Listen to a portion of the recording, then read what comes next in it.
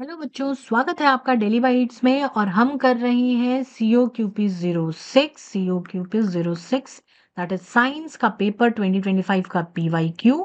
हर एक क्वेश्चन को डिस्कस करते हुए हम आगे बढ़ रहे हैं। इससे पहले हमने 2 पार्ट्स में और सारे क्वेश्चन को डिस्कस किया है और आज हम लास्ट 75 नंबर तक क्वेश्चन डिस्कस कर रहे हैं। चलिए क्वेश्चंस के साथ शुरुआत करते हैं। विच of the following is not a weed? इनमें से कौन सा वीड नहीं है? ऑप्शन हमें दे रखे हैं पार्थेनियम, लैंटना, इकॉर्निया और rauvolfia. Parthenium is a type of grass, वो एक तरीके का जंगली वीड है। लैंटना कामरा, ये तो बाहर से आया हुआ एक तरीके का जंगली घास खरपतवार है जो कि लगभग भारत में हर जगह फैला हुआ है। Then we have eichhornia. Eichhornia crassipes को हम टेरर ऑफ बंगाल बोलते ही हैं। ऑप्शन डी हमारा सही उत्तर है। राउल्फिया वोमेटोरिया जो है ये हिमालयन रीजन में पाया जाने वाला एक जड़ी बूटी है जो कि एक पर्टिकुलर रीजन में पाया जाता है। ठीक है। Now next question, ecological pyramid. They have कुछ स्टेटमेंट दे रखे हैं। Have producer at the base of pyramid. Yes exactly, producers हमारे बेस पे होते हैं। देन है some species may occupy more than one traffic level in the same ecosystem at the same time. Yes, ecological pyramid में ये सारी चीजें show होती हैं। देन ऑप्शन स्टेटमेंट सी है हमारा, have higher energy at lower trophic level. Higher energy होता है हमारा लोअर ट्रॉफिक लेवल पे। तो यस, जो 10% लॉ हम देख रहे हैं, 10% लॉ ऊपर की तरफ बढ़ रहा है तो हर बारी 10% एनर्जी ऊपर जा रही है, तो नीचे वाले को सबसे ज्यादा एनर्जी मिलती है। तो ये भी सही है, ये भी सही है, ये भी सही है। अब है हमारे स्टेटमेंट डी कि बायोमास का जो इकोलॉजिकल पिरामिड होता है वो जनरली अपराइट होता है सी में। ये एक गलत स्टेटमेंट है क्योंकि बायोमास का पिरामिड एक्वेटिक इकोसिस्टम में इन्वर्टेड होता है, उल्टा होता है। यहाँ पे बिगर फिशेज होती हैं। ठीक है, these have bigger fishes. So D option वाला सारा डी स्टेटमेंट वाला सारा ऑप्शन गलत हो जाएगा। ABC हमारा सही है, ऑप्शन 2 बिल्कुल सही उत्तर है। अगले प्रश्न की तरफ बढ़ते हैं। प्रोकैरियोट्स हैव स्टेटमेंट दे रखे। न्यूक्लियोइड बिल्कुल सही है, न्यूक्लियस लाइक स्ट्रक्चर होता है उनके पास जहाँ पे DNA को positively charge proteins, histone protein सिर्फ कैरी करते हैं। यस, पॉलीसिस्टोनिक होते हैं बिल्कुल। D genes without introns, this is wrong. Genes with introns, introns prokaryote में नहीं होते, यूकैरियोट्स में होते हैं, जिसकी वजह से mRNA की प्रोसेसिंग होती है जिसको स्प्लाइसिंग कहते हैं। और इसमें टेल और कैप लगाया जाता है जिसकी वजह से जीन्स का प्रोसेसिंग हो पाता है। ठीक है, ये हो गया हमारा ऑप्शन सी तो बिल्कुल गलत है। और genes without introns, this is right statement. तो ABD हमारा सही स्टेटमेंट है। ABD that is option 1 is correct statement. ठीक है, अगले क्वेश्चन की तरफ बढ़ते हैं। अगला क्वेश्चन है कि हिस्टोन्स क्या होते हैं? अभी देखो ऊपर ही में दे रखा है, हेल्प करते हैं DNA की पैकेजिंग में। They are positively charge protein, ये दोनों बिल्कुल सही है। हिस्टोन ऑक्टामर के रूप में ये मौजूद रहते हैं। और ल्यूसीन और alanine type of amino acid में ये सबसे ज्यादा, इनके पास ल्यूसीन और alanine type of amino acid मौजूद होते हैं, पॉजिटिवली चार्ज हैं ये। ठीक है, और प्रोटीन्स हैं तो ऑब्वियस सी बात है कि इनके पास इस तरीके के अमीनो एसिड होंगे जो कि पॉजिटिव चार्ज इनको प्रोवाइड करते होंगे। तो इनके पास सबसे ज्यादा क्वांटिटी में प्रोटीन होता है लाइसीन एंड आर्जिनिन। आर्जिनिन ये वाले सबसे ज्यादा होते हैं, not leucine and alanine. So option D जो है हमारा, स्टेटमेंट डी जो है वो गलत है। ABC बिल्कुल सही है। सो ऑप्शन 2 बिल्कुल सही उत्तर है। अगला सवाल हमें क्या दे रखा है? Detritivore come under the category of. Detritivore सड़ी गली चीजों को खाते पीते पचाते हैं तो दे आर डिकम्पोजर्स। वो क्या है? विघटक है, अपघटक के रूप में आते हैं। ऑप्शन 4 हमारा बिल्कुल सही उत्तर है। अगला सवाल है हमारा जेनेटिक ड्रिफ्ट। अब देखो, जेनेटिक ड्रिफ्ट इवोल्यूशन चैप्टर है हमारा, वहां से सवाल पूछा हुआ है कि genetic drift occurs when few individual species colonize in an island. Few species एक आइलैंड को कॉलोनाइज कर रहे हैं तो इसको क्या बोलेंगे? तो उस पर्टिकुलर नई जगह पे जा करके एक नए एरिया में नया पॉपुलेशन इस्टेब्लिश कर रहे हैं तो इनको हम क्या बोलेंगे? Founders effect. फाउंड एक जगह का इन्होंने फाउंडिंग करा है तो that is founders effect. Option 1 हमारा बिल्कुल सही उत्तर है। नेक्स्ट क्वेश्चन है कि the most hazardous metal pollutant. Metal, ठीक है, metal pollutant in automobile metal pollutant that automobile exhaust have, copper, lead, cadmium and mercury. तो सबसे ज़्यादा जो हेवी मेटल है जो कि पाया जाता है ऑटोमोबाइल एग्जॉस्ट में, that is PB, lead. Symbol है इसका पीबी। और पीबी का इस्तेमाल हम करते हैं AQI को नापने के लिए भी। तो they are used as it is most hazardous metal pollutant from automobile exhaust. All right. Next question is again one of my favorite, that is types of organ and example. List 1 list 2 matching वाला है। नीचे से शुरू करते हैं। Corpus luteum, corpus luteum क्या है? Progesterone को सिक्रीट करता है मेंटेनेंस ऑफ इंडोमेट्रियम के लिए। तो डी का जी हमारा फर्स्ट हो गया। ठीक है। Then stem cells, stem cells क्या है? एक ऐसा यूटराइन टिश्यू जो कि एम्ब्रियो के डेवलप होने में हेल्प करता है। स्क्रोटम क्या है? ये वो पाउच है जो सूटेबल टेम्परेचर मेंटेन करता है स्पर्मेटोजेनेसिस के लिए। जो पाउच नुमा स्ट्रक्चर होता है वो 2 to 3 डिग्री टेम्परेचर रिड्यूस करके रखता है। Then we have chronic villi, chronic villi एक इनर सेल मास स्ट्रक्चर है। Sorry, chronic villi is a structural formation of uterus tissue, इस तरीके का स्ट्रक्चर बना हुआ रहता है। और स्टेम सेल्स क्या होंगे? एक ऐसा सेल, सर्टेन सेल मास जिनके पास पोटेंशियल होगा ताकि वो नए टिश्यूज को, नए ऑर्गन्स को बना सके। ठीक, थोड़ा खिचड़ी हो गया, इसको थोड़ा ठीक कर लेते हैं। Just give me a minute. Yes. तो स्क्रोटम स्पर्मेटोजेनेसिस में हेल्प करता है। कॉर्पस ल्यूटियम हमारा इंडोमेट्रियम की लाइनिंग में स्टेम सेल्स नए ऑर्गन को प्रोड्यूस करता है। और क्रोनिक विलाई फॉर एक स्ट्रक्चरल फंक्शनल यूनिट है यूटराइन टिश्यू का।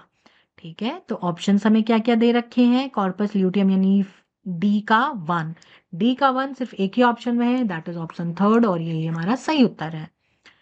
अगला प्रश्न है, that is about which of the following is not directly related to gene regulation। इनमें से कौन सा जीन रेगुलेशन में डायरेक्टली हेल्प नहीं करता है? जीन को रेगुलेट करने के लिए हम कई बारी जो प्रोटीन्स हैं हमारे, और जो ग्लाइकोलाइसिस कर रहे हैं, कई बारी एसिटाइलेशन कहते हैं, कई बारी ट्रांस एसिटाइलेशन करते हैं। तो ये सारी चीज़ें हम कई बारी कर रहे होते हैं, कई बारी नहीं कर रहे होते हैं। कुछ ऑप्शंस जो हैं वो डायरेक्टली और इनडायरेक्टली जीन रेगुलेशन से रिलेटेड है, जैसे कि एसिटाइलेशन ऑफ हिस्टोन्स, मॉडिफाई करते हैं क्रोमैटिन को, अपग्रेड करते हैं जिससे कि वो और बेटर ट्रांसलेशन हो सके, ट्रांसक्रिप्शन हो सके, तो ये भी हेल्प करता है। स्प्लाइसिंग तो डायरेक्टली है जीन रेगुलेशन में, क्योंकि यहाँ पे हम जेनेटिक कोड को ऐड और पोस्ट ट्रांसक्रिप्शनल चेंजेस ला रहे हैं, ये भी है। देन साइलेंसर्स, साइलेंसर्स का इस्तेमाल हम DNA सीक्वेंस में करते हैं, बिकॉज वो रिप्रेसर्स का काम करते हैं, रिप्रेस करते हैं कुछ रेगुलेटरी प्रोटीन्स को। तो ये तीनों डायरेक्टली कर रहे हैं। But glycosylation of endoplasmic reticulum, ये पोस्ट ट्रांजिशनल मॉडिफिकेशन है जहाँ पे कार्बोहाइड्रेट के चेन को हम क्या कर रहे हैं, उसमें प्रोटीन को ऐड कर रहे हैं। इसमें कार्बोहाइड्रेट प्रोटीन का हिसाब किताब है, यहाँ पे किसी भी इस तरीके का कोई काम नहीं हो रहा जिससे कि जीन रिलेटेड हो। सो ऑप्शन सी हमारा बिल्कुल सही उत्तर है, सॉरी ऑप्शन थर्ड हमारा बिल्कुल सही उत्तर है। Then next question is about which of the following statement regarding Darwin and his theory of evolution is false। इनमें से कौन सा सही नहीं है? तो Darwin was the original and sole developer of theory of natural selection नहीं। Alfred Wallace ने भी इसी तरीके का कुछ स्टेटमेंट और इसी तरीके का कई सारा कंक्लूजन पास किया था।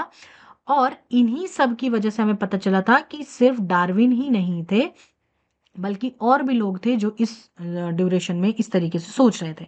तो ऑप्शन 1 हमारा पहले मिल गया कि ये बिल्कुल गलत है स्टेटमेंट, तो यही हमारा सही उत्तर हो जाएगा। इन्होंने ही प्रपोज किया कि स्पीशीज अडेप्ट कर जाते हैं, इन्होंने नेचुरल सिलेक्शन के प्रोसेस को भी समझाया। साथ में Darwin notice that south America species of bird more closely related with the species found in temperate region, जो गैलापागोस आइलैंड पे जाकर के उन्होंने स्टडी किया था।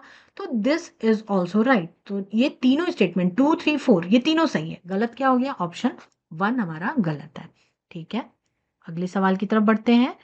ये पॉपुलेशन इंटरैक्शन से हर साल का ये ट्रेंड है, लगभग सवाल पूछता ही पूछता है, बच्चों ध्यान से पढ़ के जाना। लिस्ट है हमारा अमेंसेलिज्म, कमेंसेलिज्म, सिम्बायोसिस एंड प्रेडेशन। सिम्बायोसिस में क्या है कि दोनों स्पीशीज को बेनिफिट हो रहा है और दोनों को मस्त सही चल रहा है। दो dissimilar species living closely together in a close association, symbiosis हो गया। प्रीडेशन में क्या हो रहा है, एक को फायदा हो रहा है, दूसरे को नुकसान हो रहा है।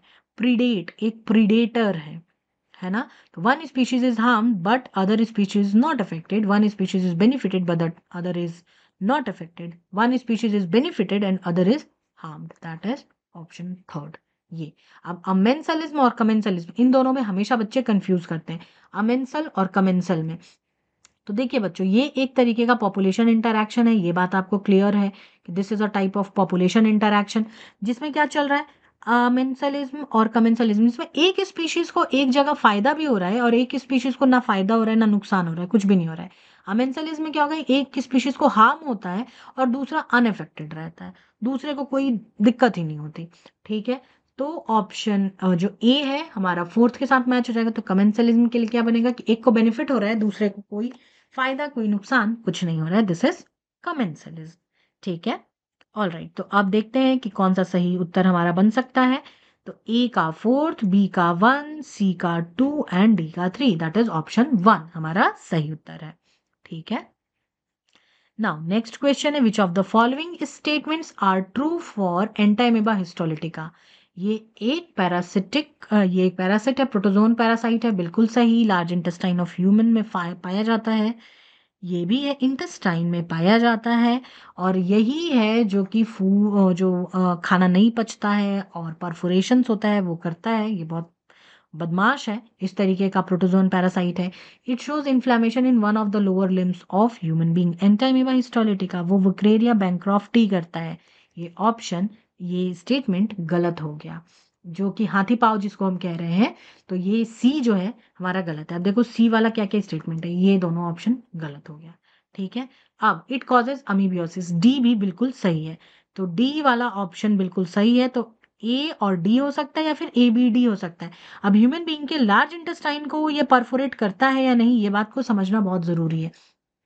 तो एंटाइमीबा हिस्टोलिटिका जो है ये क्या करता है, सबसे पहले तो ये दो भाग में स्प्लिट होता है हमारे इंटेस्टाइन में, और ये इंटेस्टाइन को बहुत ही इफेक्ट करता है, और प्राइमरली ये हमारे लार्ज इंटेस्टाइन को इफेक्ट करता है। ठीक है, जो हमारा बड़ी आंत है उसमें जाकर के इसके जो छोटे छोटे सिस्ट रहते हैं वो स्टोर हो जाते हैं।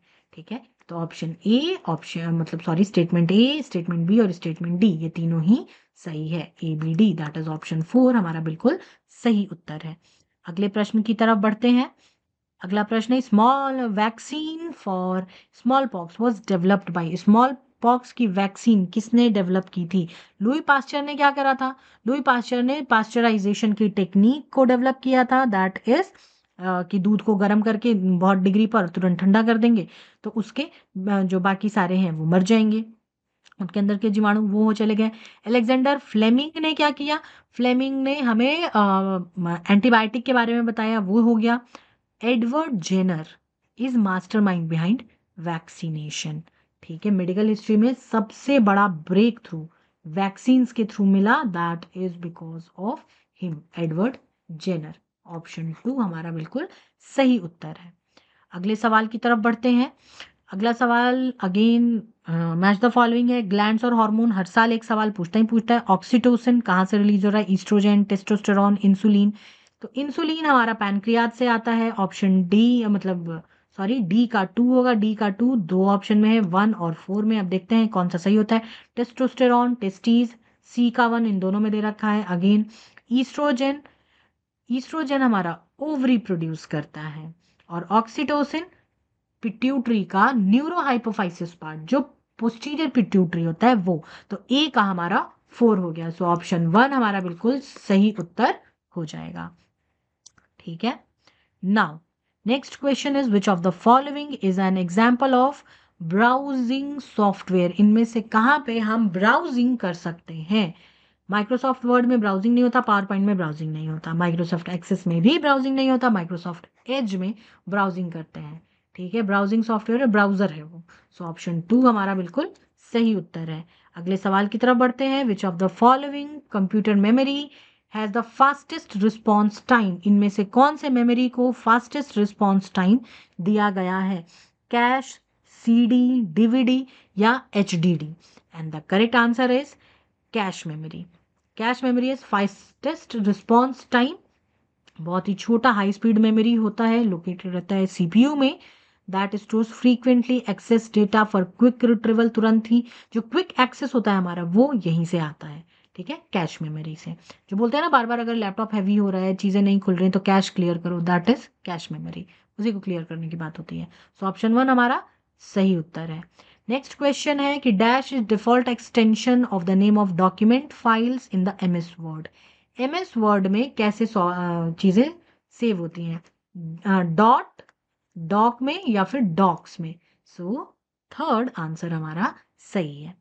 नेक्स्ट क्वेश्चन क्या कहता है कि which of the following network topology is the least expensive topology to implant. Topology और नेटवर्क टोपोलॉजी कहने का मतलब है, ऑप्शन हमें क्या दे रखा है, बस topology, star topology, mesh topology और ट्री टोपोलॉजी। टोपोलॉजी कहने का मतलब है कि कैसे कंप्यूटर्स को जोड़ें। तो बस टोपोलॉजी डायरेक्ट होता है, लीनियर ग्रुप इस तरीके से स्ट्रेट में होता है तो वो लीस्ट एक्सपेंसिव होता है और इजीली जुड़ जाता है, ठीक है। नेक्स्ट क्वेश्चन है, एक शॉर्टकट की जो कॉम्बिनेशन है पेज ब्रेक का माइक्रोसॉफ्ट वर्ड में, किस शॉर्टकट की से हम पेज ब्रेक कर सकते हैं। जब भी हम लिख रहे होते हैं, टाइप कर रहे होते हैं, अगर हमें पेज को वहीं पे ब्रेक करना होता है तो इनमें से कौन सा शॉर्टकट की का इस्तेमाल करके हम पेज ब्रेक कर सकते हैं। And the answer is control enter. All right. Next question है which of the following statement is true regarding computer generation. Computer भी हमारे जेनरेशन में आते हैं, थर्ड, सेकेंड, फोर्थ जनरेशन। जैसे कि बार बार हमें देखने के लिए मिलता है कि आई जेनरेशन होता है और i5 है, i6 है, जो कोर होता है वो। तो उसी तरीके से यहाँ पे भी है। ऑप्शन हमें क्या है, मतलब सॉरी स्टेटमेंट क्या दे रखा है, vacuum tubes were use during first generation. सही बात है, वैक्यूम ट्यूब हम यूज करते थे, ये स्टेटमेंट सही है। माइक्रो प्रोसेसर सेकेंड जनरेशन में, ये बिल्कुल गलत स्टेटमेंट है। इंटीग्रेटेड चिप्स हम यूज करने लगे थे थर्ड जनरेशन में, अगेन ये भी स्टेटमेंट हमारा सही है। देन ट्रांजिस्टर्स को फोर्थ जनरेशन में, नहीं ट्रांजिस्टर पुराना टाइप ऑफ टेक्नोलॉजी है, इसका भी फोर्थ जनरेशन में हम इस्तेमाल नहीं करते हैं, ठीक है। जो माइक्रो प्रोसेसर तुम बोल रहे हो वो फोर्थ जनरेशन की बात होगी ना, ऑब्वियस सी बात है। तो ये स्टेटमेंट बी और डी हमारा गलत है, ए और सी ही सही स्टेटमेंट है। Now next is which of the following is true regarding HTTP, HTTPS और इस तरीके के यूनिक कोड के बारे में दे रखा है। ये हर साल यहाँ से एक सवाल आता ही आता है। HTTPS is more secure than HTTP। HTTP is hypertext transfer protocol, ठीक है, और HTTPS हो जाता है hypertext transfer protocol secure. तो ये ऑब्वियस सी बात है, ये ज्यादा सिक्योर है, तो ऑप्शन ए हमारा सही है। फिर है on the internet each website has unique address, absolutely right. FTP file transfer protocol, rather FTP stand for file transfer protocol, sorry file transmission protocol, it is file transfer protocol. तो ये गलत statement हो गया। HTML एक टैगलेस language है, नहीं, HTML is hyper text markup language. एक ऐसा लैंग्वेज है जब मार्कअप मार्क कर रहा होता है, रिलाई करता है टैग्स के ऊपर ही। तो HTML एक टैगलेस नहीं, टैग वाला लैंग्वेज है। तो ये दोनों स्टेटमेंट गलत हो गया। तो A B that is option 4 हमारा सही उत्तर हो गया। All right. Next question is about कि एक लंबा सा कहानी दे रखा है जिसको हमें पढ़ करके आंसर करना है। Consider the task of writing algorithm to check whether the number is even or not. If the number is even, display एक पर्टिकुलर नंबर का होना चाहिए, और डिस्प्ले अगर ऑड नंबर का है तो एक तरीके का होना चाहिए, ऑड हमें दिखना चाहिए। तो क्या तरीका हो सकता है जिससे कि हम ये स्टेटमेंट, मतलब ये सीक्वेंस, करेक्ट सीक्वेंस क्या हो सकता है। तो सबसे पहले take the number as input from user, user से हमने नंबर लिया। Then check whether number is completely divisible by 2 और नॉट, क्योंकि 2 से डिविजिबल है तो इवन है, जिससे हमें पता चल जाएगा। इफ यस, अगर सही है तो फिर print the table of that particular number, उस नंबर का पर्टिकुलर टेबल प्रिंट करो। And otherwise print the message the number is odd. और या फिर और तुमने डिवाइड कर ही लिया है, तुम्हें पता चली गया तो नंबर ऑड है, वो प्रिंट कर दो। तो DCBA that is option third हमारा सही उत्तर हो जाएगा, ठीक है। नेक्स्ट क्वेश्चन क्या है हमारा, the in relational database database में भी आर डेटाबेस की बात हो रही है। In relational database a record is called tuple, table, database or field. Relational database में हम इसको कहते हैं टुपल। ठीक है, एक vertical column represent an attribute or field, और उन सब के रिकॉर्ड जब इकट्ठा होते हैं उनको हम टुपल कहते हैं। And the last question is match the following, that is IV sorry IPv4 address, networking address दे रखा है, और उसके साथ ये कौन सा बिट यूज किया जाता है उस बारे में दे रखा है। तो IPv4 एड्रेस में 32 बिट का इस्तेमाल करते हैं, IPv6 में हम 128 का करते हैं, मैक एड्रेस जो होता है वो 48 बिट्स का इस्तेमाल करता है, और जो पोर्ट एड्रेस होता है वो 16 बिट का इस्तेमाल करते हैं। तो अगर हम मैचिंग देखें तो ए का हमारा हो गया 2, बी का हो गया हमारा 4, ए का 2, बी का 4 मिल गया, ऑप्शन थर्ड हमारा बिल्कुल सही उत्तर है। ऑल राइट, तो दिस वाज इट बच्चों फॉर दिस वीडियो। मिलते हैं फिर कुछ अगली क्लास में, फिर कुछ नया सीखेंगे, नया जानेंगे। तब तक अपना ध्यान रखें, बहुत सारी पढ़ाई करते रहें, और कोई डाउट, कोई कंफ्यूजन, कोई क्वेरी हो तो आप मुझसे इंस्टाग्राम के थ्रू जुड़ सकते हैं, and the handle is just right in front of you. Go there, text me. I'll be very happy to help. Until then, stay tuned, stay connected to Daily Bites. God bless you.